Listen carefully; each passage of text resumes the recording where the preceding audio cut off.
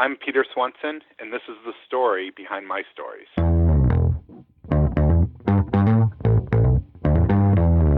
You're listening to the Author Stories Podcast, bringing you the story behind the stories and the storytellers. Margaret White, Terry Brooks, Sheena Kamal, Matthew Quick, J.T. Ellison, Walt D. Williams, Brad Thor, Corey Doctorow, Brandon Sanderson, Robin Hahn, Ernest Klein, Jim Butcher, Charlene Harris.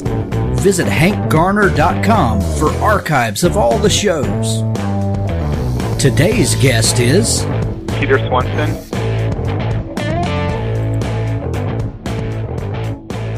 Thanks for tuning into Author Stories. I really appreciate you listening. If you go to hankgarner.com, you can go through all of the archives, more than 300 shows, author interviews with the very best people in publishing today. On the right-hand sidebar, there's places where you can subscribe for just about every platform that you could possibly listen to the show on.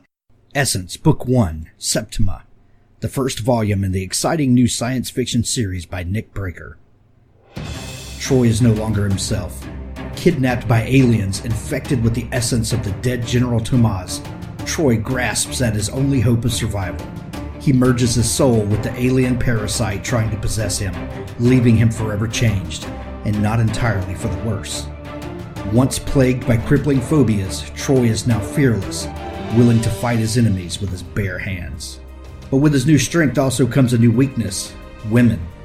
Tomas was notorious for his insatiable desires, and Troy finds himself constantly resisting temptation, especially the gorgeous, manipulative Alta. Although Alta has convinced the Pyrrhans she's helping them prepare to battle the murderous Reptarans, she's actually meticulously planning to steal their ultimate power source and then abandon them to their fate. Alta won't hesitate to kill anyone in her way, and her deep love for Tomas is Troy's only advantage. He convinces Alta that Tomas has taken full control of his being and thus keeps her trust and his life.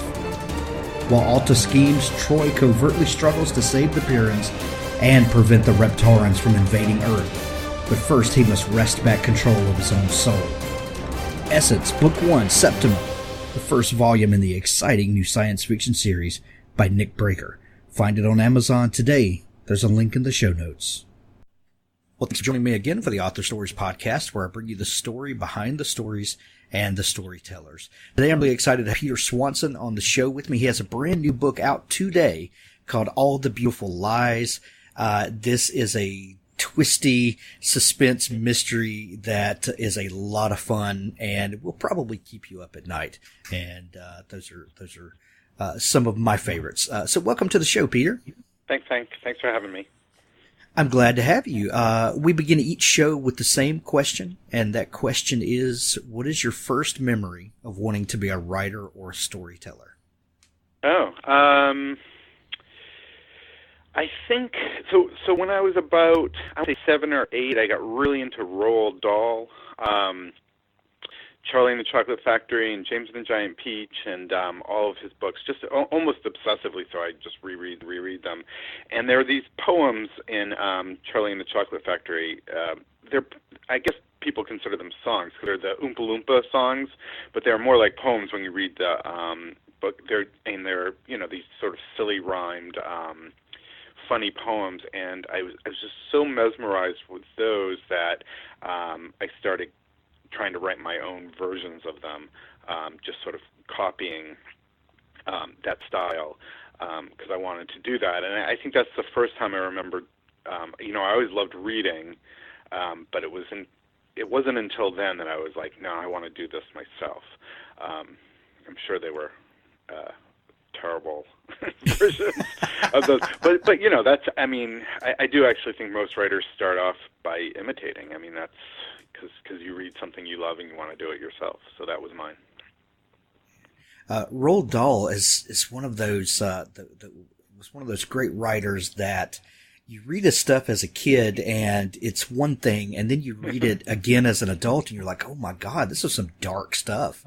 Well, not only that, but you could read if you go on and read the adult stuff he wrote, which was a series of short stories. I think there's a couple collections, Switch Bitch, and there's one other, but they're really kind of vicious. I mean, he had a real vicious streak, and which definitely shows up in his kids' writing as well.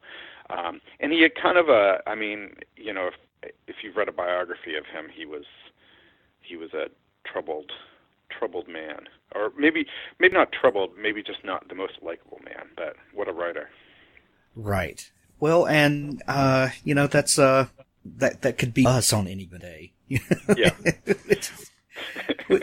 Which is we could have a whole conversation on separating the artist from the art, and we could. It's happening right now, and there's a big conversation about that going on all over the place with actors and film directors. Sure. Yeah, so that's a very long conversation. Yeah.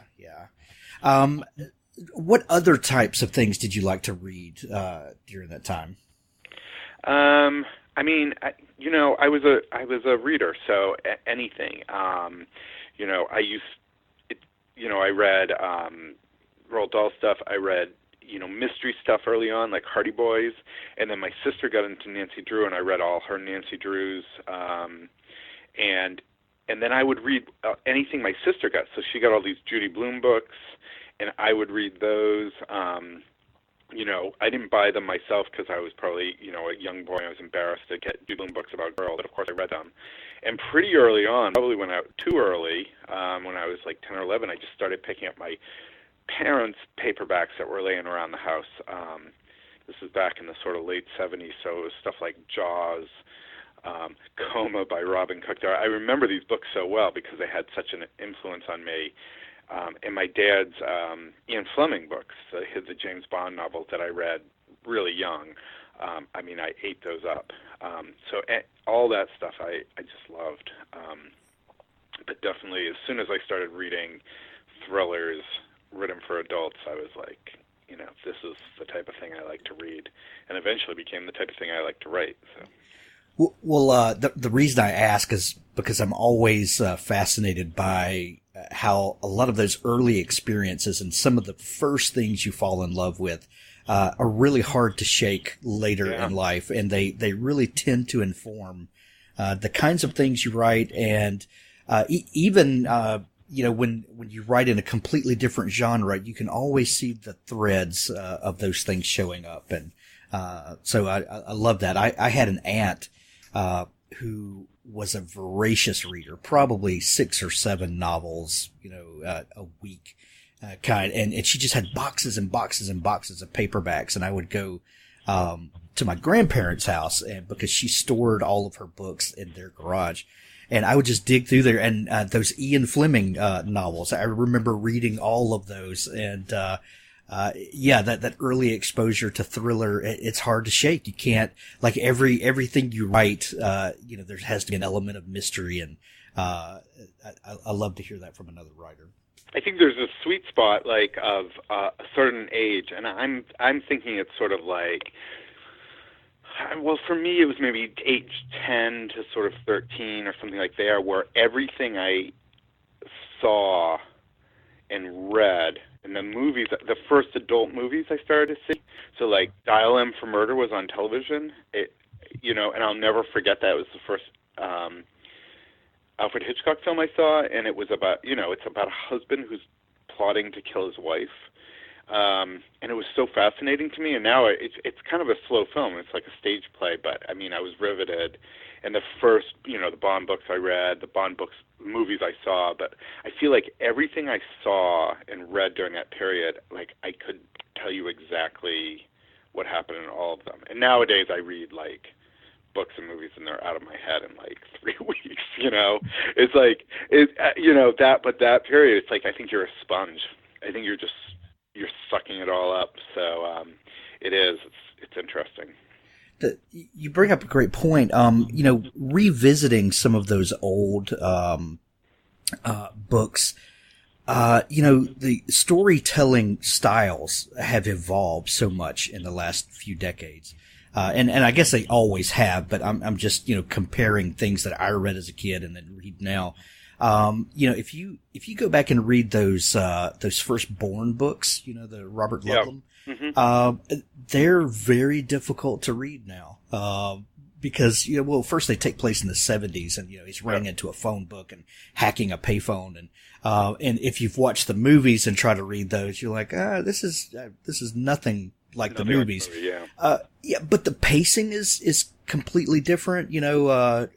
Most books now, yours included, you drop us right into the middle of some craziness. And, do you feel like as a writer and as a lover of the genres, that, can you tell how the storytelling has changed over the last couple of decades? Totally. And it's partly that I keep dipping back into, I'm particularly into like mid-century, like 1950s, 1960s crime thrillers. So I keep reading that stuff along with reading my contemporaries and the stuff that's coming out now. And it's true. I mean, it's sometimes the pace.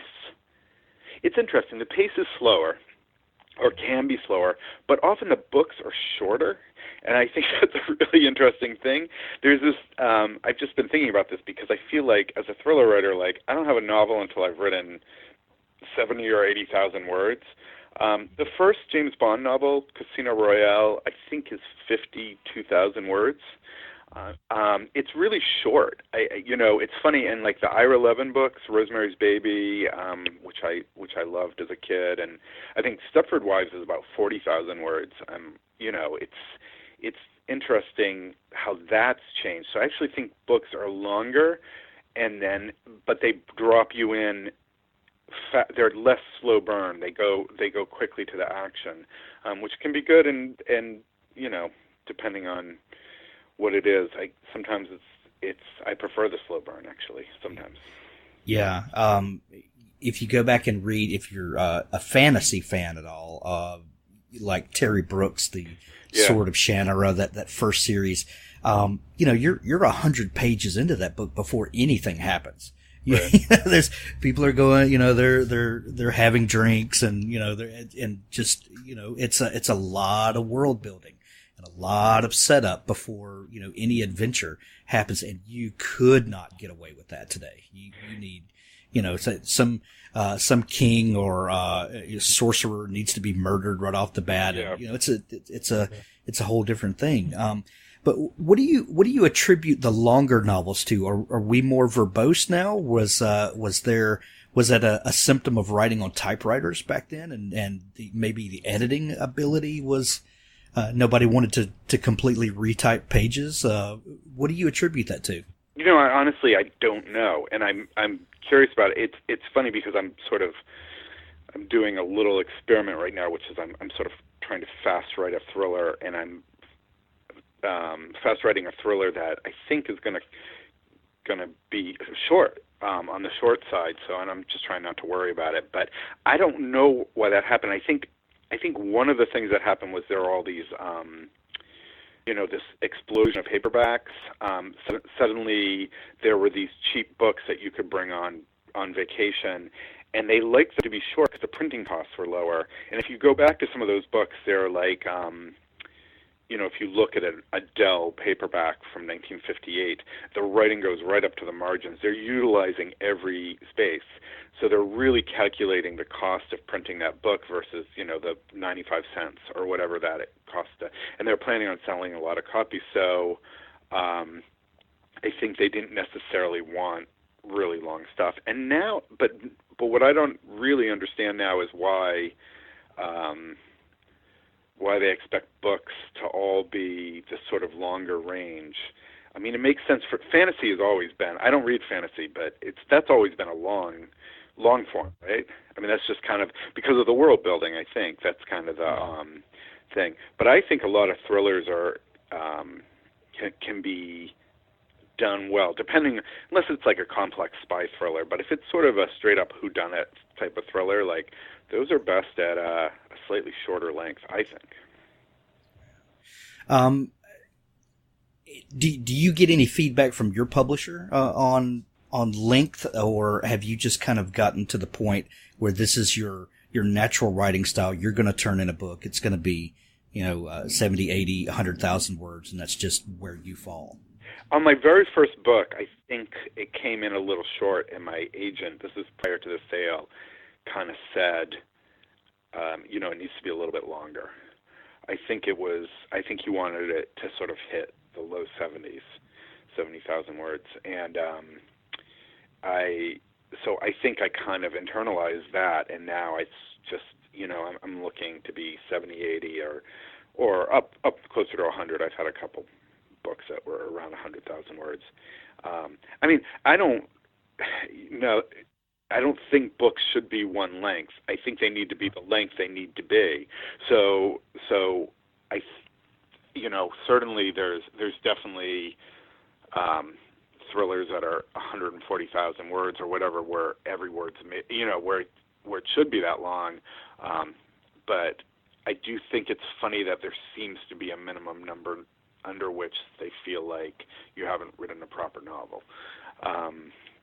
And maybe that's because they're coming out more with hardcovers now. I mean, most like debut thriller writers in the United States now go straight to hardcover. This didn't happen in, 1960s.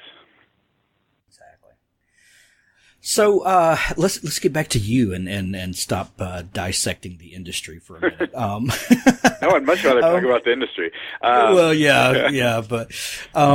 what did you decide to study in college? Did you know that you were going to pursue writing? I know that you were a lover and that you had the storytelling gene that you realized was switched on. But is that what you pursued, or did you pursue another path? No, that's what I pursued. I mean, I was an English lit major. This was just, I wouldn't say I was studying thinking I would become a writer. I was, and that had more to do with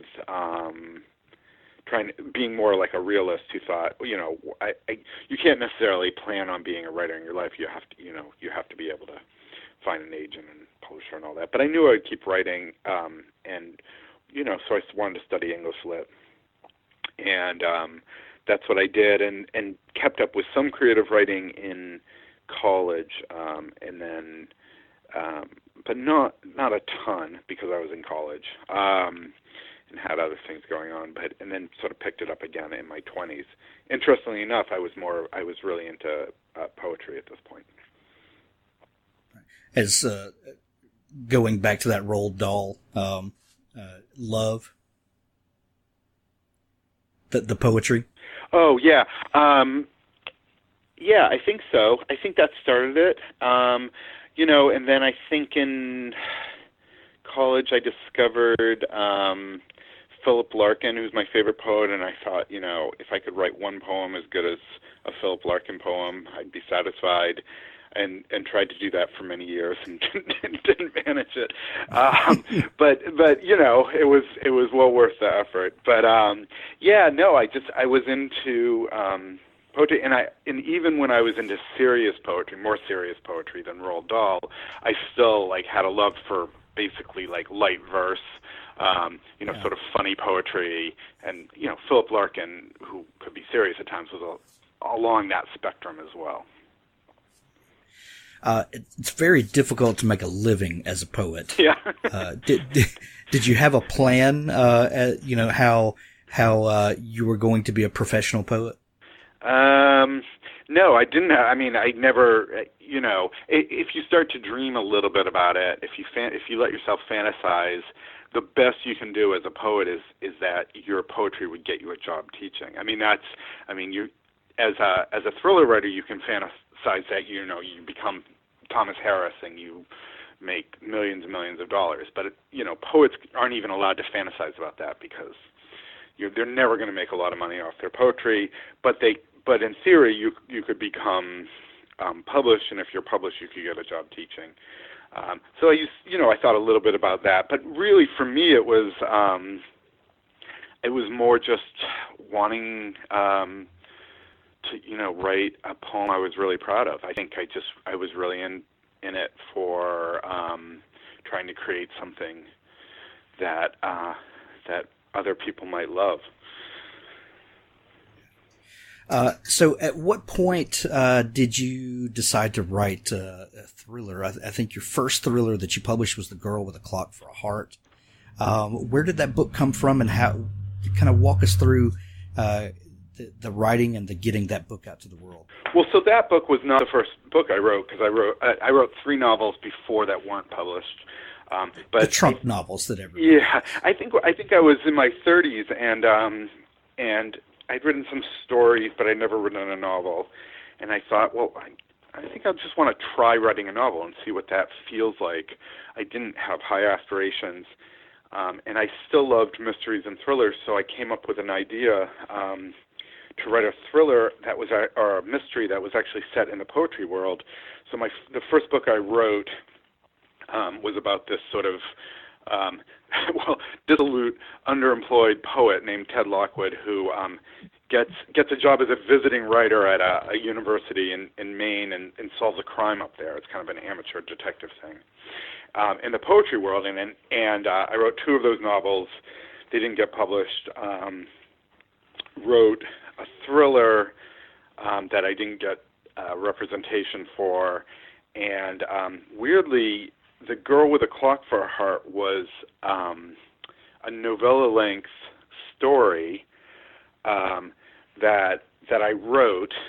And I kind of had this idea for doing something that kind of felt like a hard-boiled noir story with a femme fatale, but setting it at a college in the 1980s, kind of giving it a twist. And it felt to me like a really like something that no one would be interested in. I was just writing it for myself, but it got published as online on an online magazine called Mysterical E.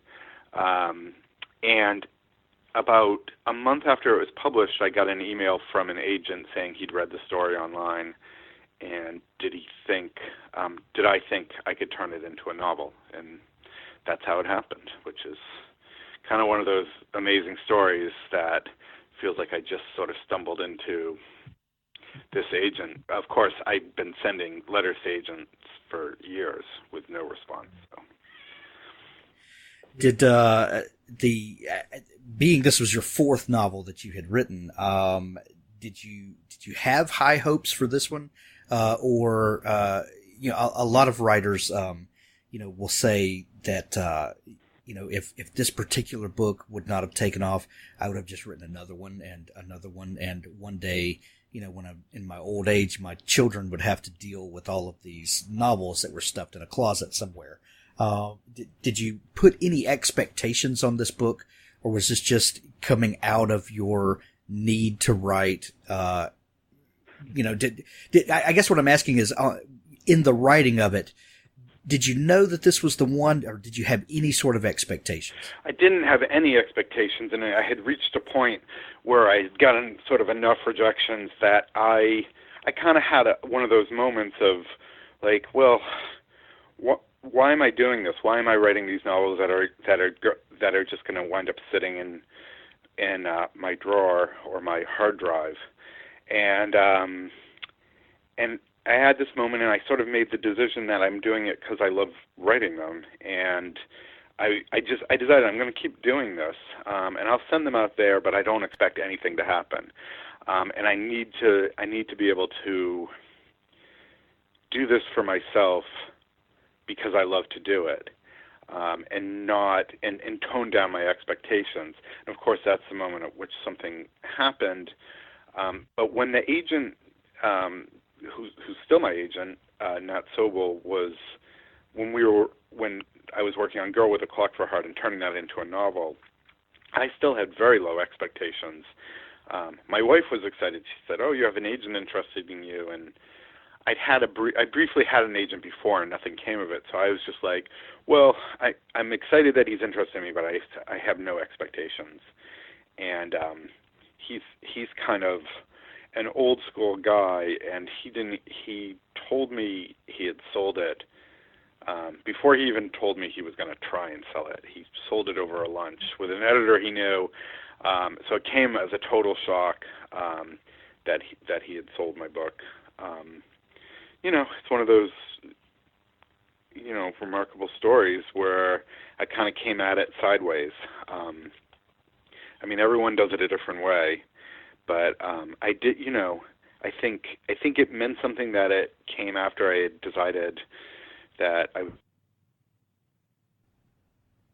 love of it and not to build a career.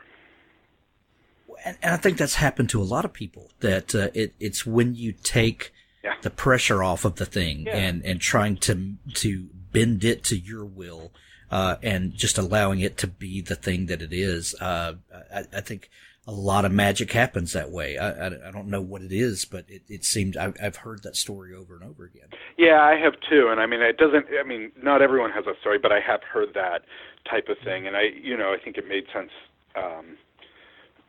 for me. Just the story, The Girl with a Clock for a Heart, I wrote a novel that is the only novel I really wrote, that I really was trying to sort of write a publishable novel. It was called The Bridal Party. This is unpublished as well, and it was kind of a thriller involving kidnapped bridesmaids. And I wrote it just thinking I could sell it. And immediately after I was done with that, I wrote Girl with a Clock for a Heart, thinking no one would ever read this particular thing. And of course, that so I guess the lesson, and if any other if there are any writers out there who are hoping to get published, is kind of write what you love, and throw away. I mean, right now, think of all the people trying to write a girl book, looking at the sort of formula of what's happening out there with all these similar things. I mean, I think you gotta be true to yourself. Right. Well, right. It's still important to read what's out there, but write let your freak flag fly, as they say. Like, write what gets what you want to read. So. Right. Well, it's that age-old argument of writing to market or writing what you love, and I'm with you there. You need to be aware of what's going on out there, and but at the same time, when you write what you love, if it's something you dearly love, chances are there are other people with similar interest. So it's kind of like writing to market backwards. But very few things one person in the world loves, and that's just it. Yep. So when you wrote your second book that you published, The Kind Worth Killing, which is an amazing title. I love that. Did you were there any pressures on that book? Because, the writing that first one and deciding that, you're just going to do it for the love of it is easy to do when no one knows that you're writing a book. But then after that first book is out and, your publisher's asking, hey, do you have another novel? You picked up a few fans that are looking for something else from you. Where did The Kind Worth Killing come from? And were you in a different mental space writing that book?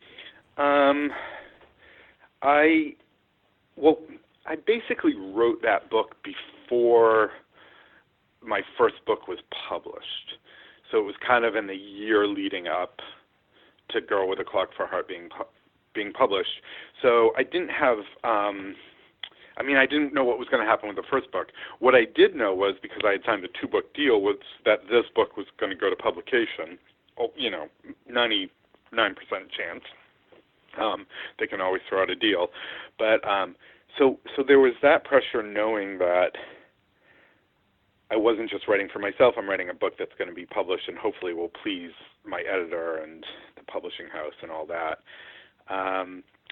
But actually, for whatever reason, and I know this is, everyone else talks about the second book and how miserable that experience is. For me, that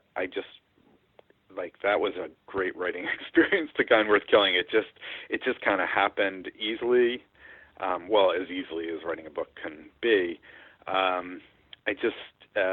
It was kind of a pleasure, and it was an idea I'd had for a long time, about these man and woman who meet on a plane and start talking about murder and get to know one another. And as soon as I sort of pitched it to my agent and to my editor, they were like, "Oh, sounds good."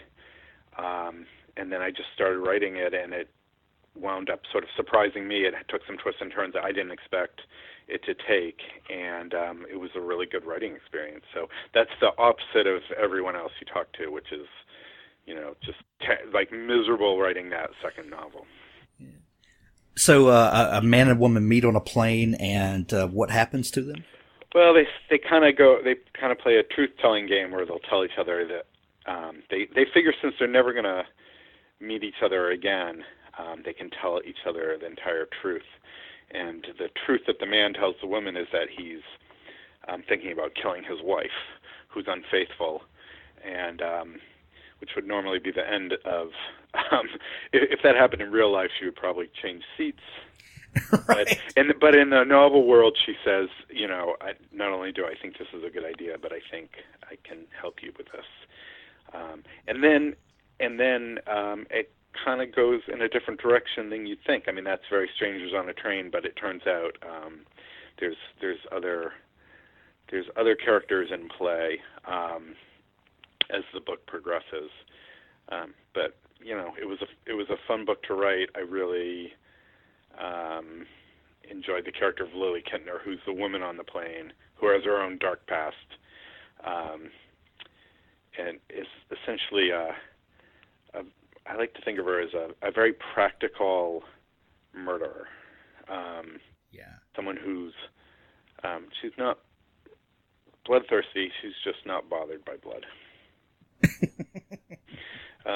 So yeah, that was kind of worth killing. It's really fun to write those kinds of characters because if you talked about these things in polite company, you would be ostracized by your whole social circle. But you can write these characters and make them do the most heinous things and think and say the most heinous things. And it's really freeing and cathartic for a writer sometimes, I think. Yeah, it's great. And in a weird way, so for her, I kind of removed the morality line, which we all have, which is, that we've all had maybe moments of where we wanted to seek revenge on someone, but those don't last long because well, for most people, they don't last long. Obviously, for lots of people, they keep going. But, we have a line we won't cross or we have innate morality, but she just doesn't have it. So it was really fun to just take an emotion like anger or revenge and then just string it out to its logical conclusion, which is what you do as a writer with a character. And it's fun, yeah.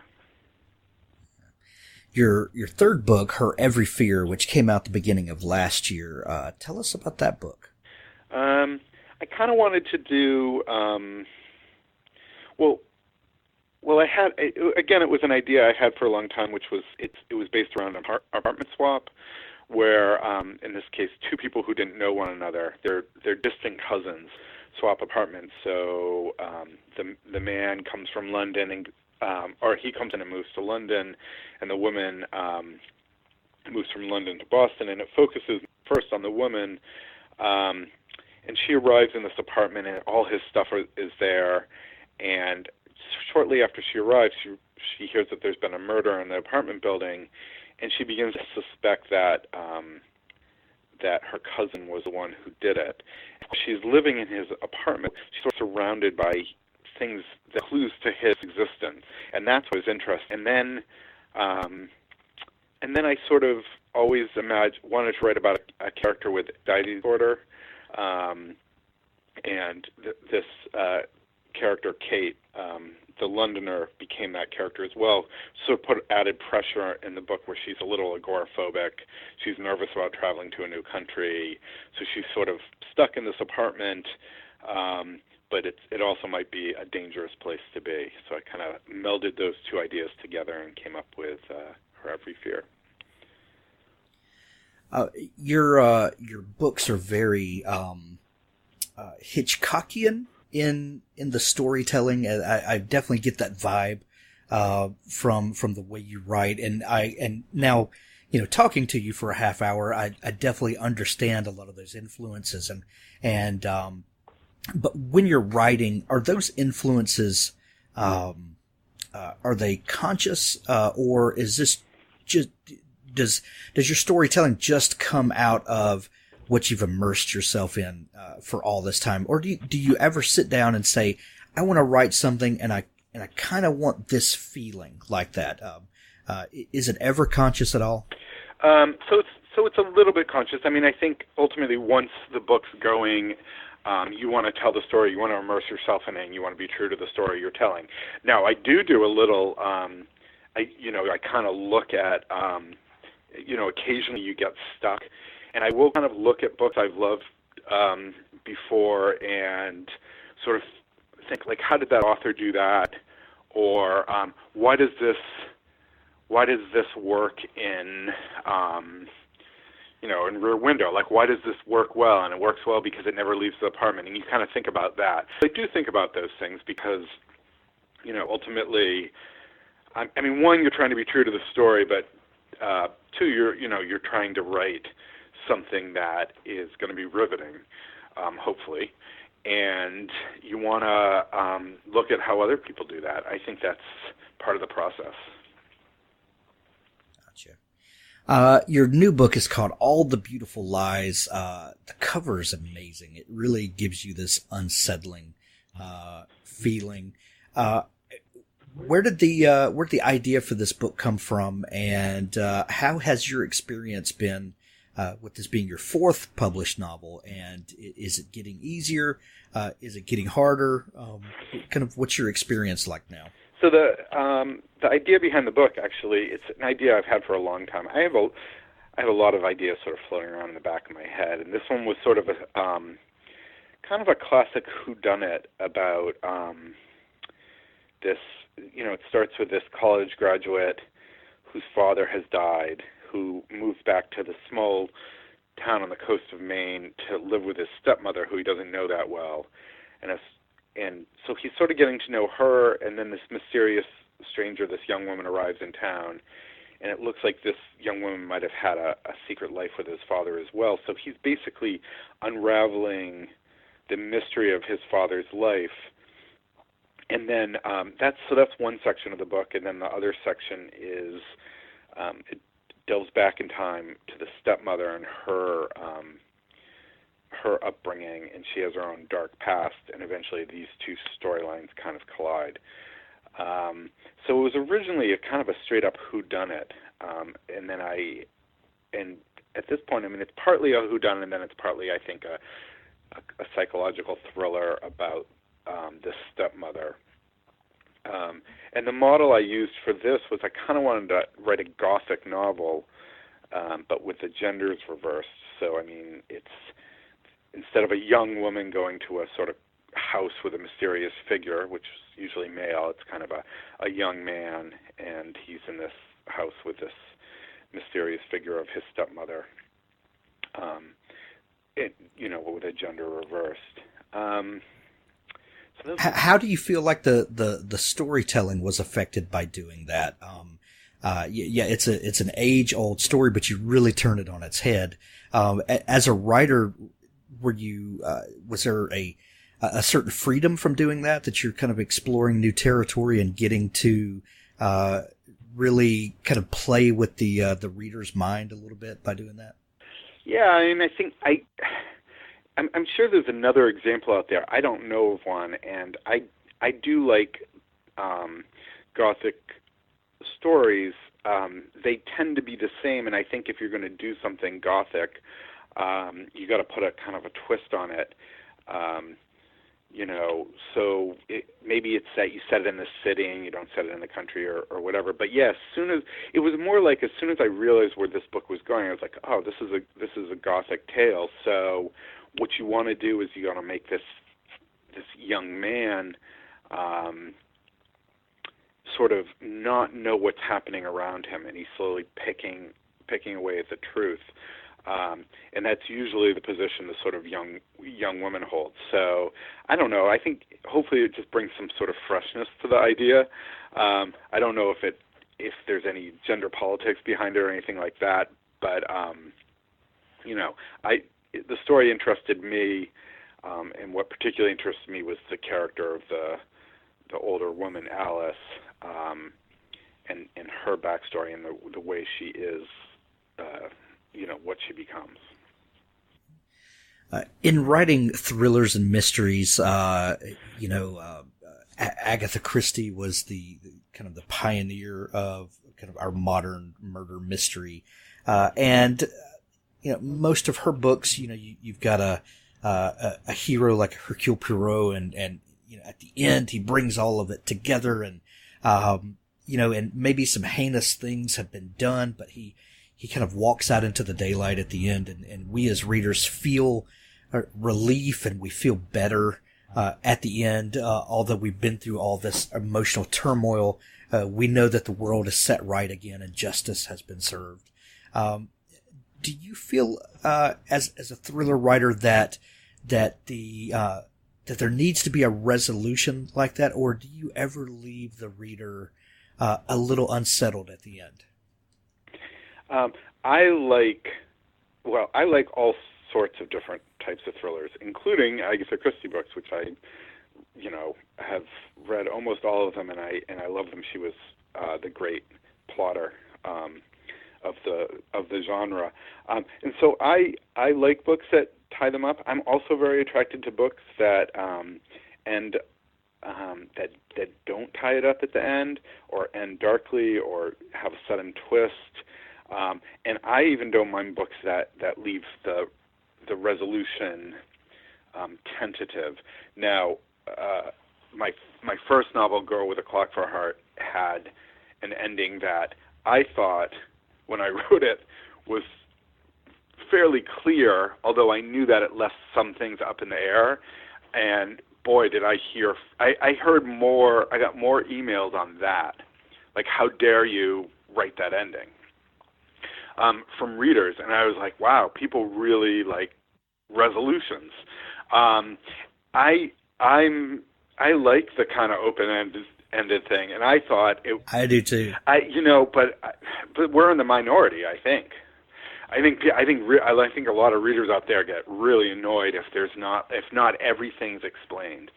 I like the idea that there are still some mysteries out there, because not everything can be explained. So, but I am aware now. I've been made painfully aware. Yeah, it's such a tough thing. I have a book called Mulligan, and at the end, the character kind of has this big reveal, and then the story ends. And so many readers like, well, what happens to him? And I was like, well, I don't know. You figure it out, you know. And but yeah, they don't want to hear that. No, they don't want to hear that. That became very clear. So you've been down that road too. Yeah. But it's a lot of fun. I think it's a lot of fun as a writer, and as a reader, I do like to be. I think what I love about it is I love being able to walk around for a few days with the story still rumbling around in my head, and me wondering what the resolution is. And I like that feeling. I like to maybe I think about it too much, and not start another book for a few days while I'm still thinking about that. I think a lot of people want to get resolution, feel good about it, and move on to the next book. I don't know. It's just personal preference, but I like it. Yeah, I guess I like both. I mean, I don't want every book I read to end with a big what if question. But I want some of the books I read to end with a big what-if question. Yeah. And I guess it's, like everything, it depends on the story. Whatever serves the story best is what you should do as a writer. Yep. And not everything is served the same way. Anyway. Do you have a daily writing habit, Peter? You've got 4 novels out now, things are moving along pretty well. Are you settled into a writing routine? Yeah, I am. So about a year and a half ago, I had been working part-time and writing part-time, and about a year and a half ago I went to writing full-time. And I basically write 1,000 words a day on whatever it is I'm currently working on. And I'm pretty good about that. Like, that's my... you have to have a rule when you work at home, because you don't have a boss, so you have to be your own boss. And so I tell myself that until I've written those thousand words. I'm not done for the day. So that's what I do every day. And if I'm writing, I tend to do it during the weekends too. I don't necessarily write 1,000 words on the weekend days, but I'll definitely write some because I want to keep the story fresh. And that's my method. So it can be a little higher, a little lower. As I said, I'm currently trying to I'm testing a book right now, trying to write 2,000 words a day and seeing if I can write it quickly. It's more of an experiment in a weird way, and seeing what if the quality of the writing goes down, but 1,000 words is the sweet spot, I think. I'd love to hear what you think. Does writing faster affect the quality? And I think another thing I would love to know is, does it affect the pacing of the book? And writing faster, does it make the book feel more intense? Yeah, I don't know. I mean, I'm in the midst of it, so I'm not exactly sure what's happening. But I had this sort of idea that was a little different than other stuff I've written, and I had the whole thing was in my mind. Like I kind of knew exactly what I wanted to do with it, and I thought, let me see if I can do 2,000 words a day and write this thing in a month and a half, and then take a look at it and see what I have. So we'll find out. Could be a disaster. Peter, if other folks out there are thriller lovers and they want to write thriller, is there any piece of advice or any tricks that you've learned along the way that make you a better thriller writer? I mean, I think I do get asked questions by aspiring writers. I mean, I think first of all is write a little bit every day, figure out your word count, and then just start doing that. You got to write every day, and then I think read a ton. Read a ton of thrillers. Read thrillers that were written 100 years ago. Read thrillers that just came out, and when you're reading them, think about like what works for you and what doesn't. Like at what point in that book were you kind of try and teach yourself a little. So you read a book and you're like, man, that chapter just like had me on the edge of my seat. Like, what did the author do? How did they do that? And try and kind of self-educate that way, because I don't think there's necessary, like you can't say, well, if you're writing a thriller, you need to have a murder at the end of the first chapter, or else it won't work. I mean, that's just not true. So I think the best thing to do is to read a ton, to write a little bit every day, and then when you plot it out, try and surprise yourself, try and surprise your characters. And then if you surprise your characters in the book, you'll hopefully surprise the readers, because surprise is crucial. Yeah. Peter, the new book, All the Beautiful Lies, is out today when people are downloading this and listening to it. We're going to send everybody to pick up a copy of it. Listeners, there's links in the show notes to all of Peter's books. Highly recommend Peter's writing. And if you're a thriller lover like I am, Peter's going to be one of your new favorite authors. I guarantee it. Peter, if people are just getting to meet you now, is there a place online where they can go and connect with you and follow along with your work? Sure, I do all the usual suspects. So I'm on Twitter. You can just put in my name, and there's a couple other Peter Swansons, but I pop up as the author version of Peter Swanson. I think it's Peter Swanson 3 at the Twitter name. And then I have a website, peterswanson.com. It's peter-swanson.com. I'm on Facebook, and what else am I on? Instagram.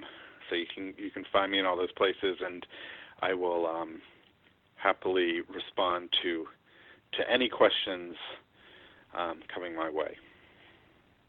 Awesome. Peter, thank you so much for taking time to come on the show today. I really appreciate it. Yeah, thanks for having me. Thanks for listening to the Author Stories podcast. For more great author interviews like this one, go to hankgarner.com and dig through the archives. There's something there I know you'll love. Now stay tuned for a special audio clip from Richard Gleaves' The Jason Crane series. Mather steepled his hands.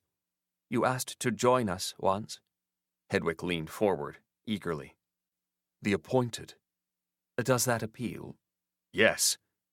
Do you even know what we do? My grandmother used to say that you control the world. That's not far off. But why? To what end? I don't know. Power? Pour me a bourbon. Mather reached into his briefcase and produced a file folder. I want to tell you one story. Have you ever heard of Centralia, Pennsylvania? No. He produced a photo for Hedwig's inspection. Spring of 1962. A pretty little town, wasn't it? Whitewash and ticky-tacky, pastel housewives and perfect lawns. A mining community, mostly. Coal. He turned over a second photo. A lovely young woman. There was a single witch in Centralia named Anna Lively. Anna had a green thumb. She could make her garden grow, whisper to a flower, and send it shooting from the ground like that. Just lovely. But she was discovered. That spring, a boy named Bobby Avery received a Bell & Howell Zoomatic movie camera for his 11th birthday. Bobby amused himself by filming his neighbors, sometimes without their knowledge, through windows and over garden fences. 12 seconds of film. Just a girl and her garden patch and one swiftly blooming rose. It killed the town. Bobby showed it to his friends. Children believe readily. Bobby was the first to die. Parents looked into it, watched the film themselves, and they began to die. Anna disappeared. Perhaps they attacked her. Perhaps she escaped. But even in her absence, knowledge of a true witch was running wild through the population, as if Anna had beckoned it herself to grow verdant and spread. The great curse had killed 64 Centralians by the 1st of June. The footage was offered to a national news organization. That was the precipice. It might have been shown in prime time, between Leave It to Beaver and My Three Sons. We came very close to another worldwide calamity, but we were fortunate. One of our own was in place at the network. He alerted his superiors, and they ended the situation. Do you know how? I'm afraid to ask. Mather laid down another photo. This is Centralia today. It was an aerial view of a forest. Endless trees and underbrush cut through by lanes of pavement. Just a maze of cracking asphalt, like the foundations of Sodom, ripped bare by the wrath of God. Only a cemetery remained, on a hill overlooking the former town. A white marble angel stood among the graves, grieving for the ruins below, like Lot's wife, turned to salt. You destroyed the whole town? Not I. This was well before my time, but yes. Just as you'd cauterize a wound to stop a patient from bleeding to death. We blamed it on an uncontrollable mine fire, deep below the earth.